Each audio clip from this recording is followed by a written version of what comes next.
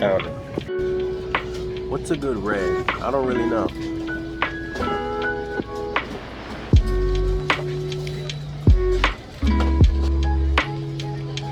One of my friends said this one was good. 1967. Y'all tell me though.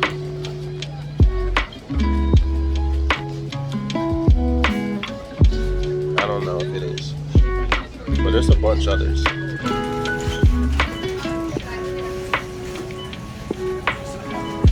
I love red, but I'm like new to the wine drinking.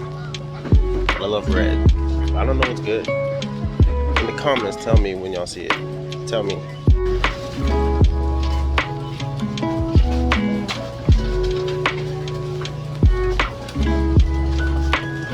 So, I just found someone. I saw he had his hair done, and I was like, hey, where do you go to get your hair done? Because the person I go to is about to leave. So, he told me and everything. I literally do that all the time. Trying to find different places to get my hair done. If one person disappears on me, I find I have another. You know? Now I gotta keep this nice looking these days. So let me walk back around. I live and breathe by. Green tea. Green tea. I don't even care what kind. This one is good. This isn't green tea, but this brand is good. I drink ginger tea also. But I'm not here for me today. I already went shopping. But let's go find my group again.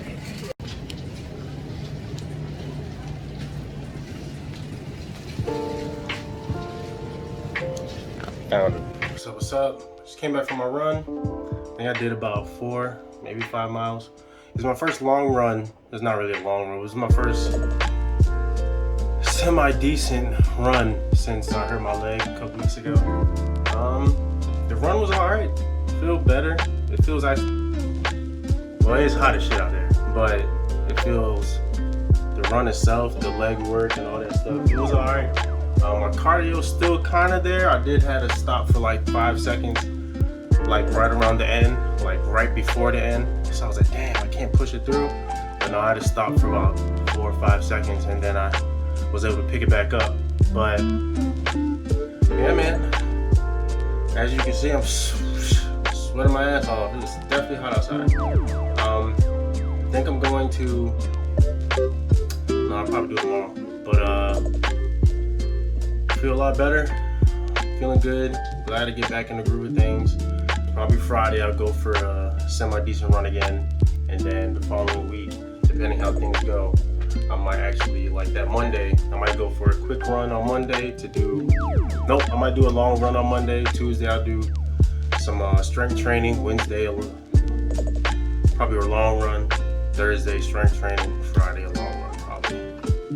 But working my way back there, working my way back up. I'm enjoying it. I'm having a good time.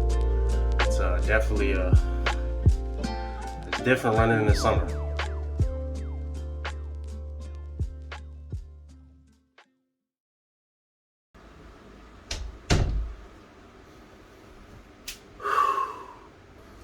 So you're thinking about renting your house out, and you're thinking about doing Section 8.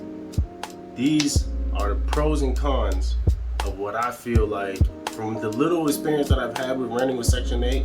With my parents, they've been renting Section 8 for a while.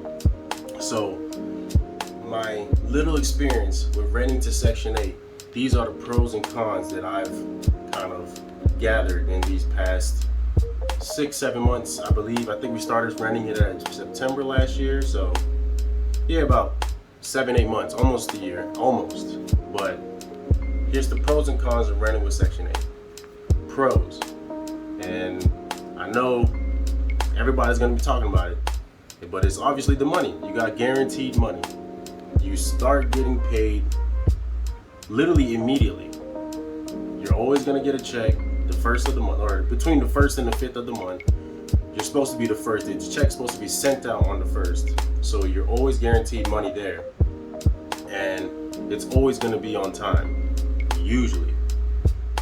I'll get into that a little bit later, but is usually always on time. Now, also a very good thing with Section 8, your tenants tend to stay there a lot longer than regular tenants when you just rent the house out regularly. Section 8 housing, these tenants usually, especially if you keep your house mechanically functional, everything working, and if you're a good landlord, they want to stay forever. So you're guaranteed, well not guaranteed, but you're almost guaranteed to have your tenants want to be there for 3, 4, 5 years. You know what I'm saying? And I think my parents, they've had a tenant for the past almost 7 years, and they've been there at Section 8, and they don't want to leave, and they have no intentions of leaving.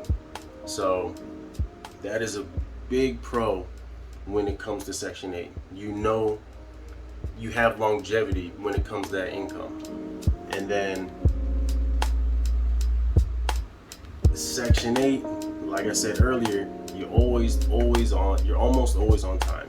There's only, like I said in my previous video, there was a little mix up when it came to what's going on as far as the tenant staying or not. So there was a little mix up with that, but that doesn't always happen. It's usually always on paid on time, and it's between the 1st and the 5th of the month. And that's really it when it comes to the pros. You know what I'm saying? The guarantee money, you start getting paid almost immediately, and usually paid on time. Those are the pros. Now, the cons.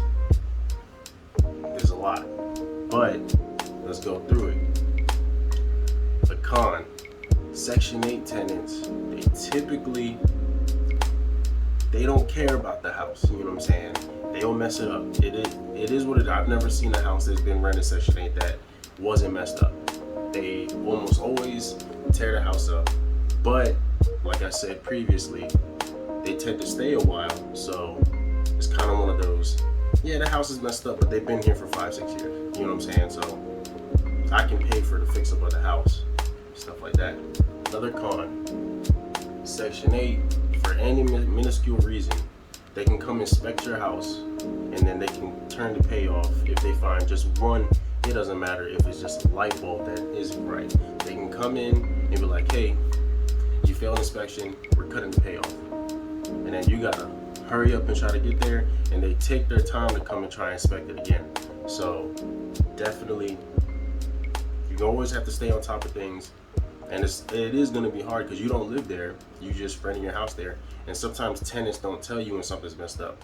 Whether they're scared or they just don't care, they don't tell you right away. And then when inspection comes, you're thinking the house is good to go, and it's not. And they don't always tell you when they're going to come and inspect. I think technically they do, but it could be literally like a day in advance. And there's something like a big project that needs to get done, and you didn't know about it. There's no way you're going to get it fixed before they come and inspect. So there's another one, and you can fail. And if you fail, like I said, they give you, I think, a certain amount of days to fix it, or they take the tenant out and you start getting paid.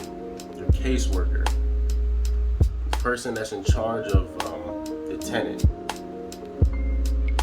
they are not always reliable. Sometimes they don't, when you try to call them about anything, they don't pick up, or they may be slow with doing paperwork. And like I said, if you watched my previous video, you saw the nightmare I had with that one. So that is a thing. Section 8 is cool, but you realize you are working with people that work for the government, and the government moves slow. So they don't care that you didn't get paid. As long as they're going to take their time doing all the paperwork, they don't care. So there's another thing. Yeah, the guarantee money's cool, but if you do happen to have something wrong, it may take forever for it to get fixed, and you're really going to have to push some buttons to get things to move the way you need it to move. So think about that. Like I said just earlier, the caseworker can be hard to get in contact with. They're not always reliable. You may try to contact them on Monday, and they may not respond until Thursday. And you're lucky if you get an automated email, whether it be email or call. You're lucky if you get an automated one saying, hey, I'm sorry, I'm out of the office, or something like that. You're lucky if you get that. So think about that before you do Section 8. And it's, like I said, it is a major thing, especially if you're the type of person that really relies on this income. Then definitely think about that before doing Section 8. It's kind of a gray area. It's not so much a con. I mean, it is a con, but it's not so much. Like I said earlier, the tenants don't care about your house. So, I mean, some, not all of them, but some do, but some don't. A lot of them don't. So when you go in there and the house is messed up, it is what it is, you know what I'm saying? And it may cost a couple $1,000s, or it may cost more. And then, like I said previously, the tenant may not care, or they may not even know to contact you about it.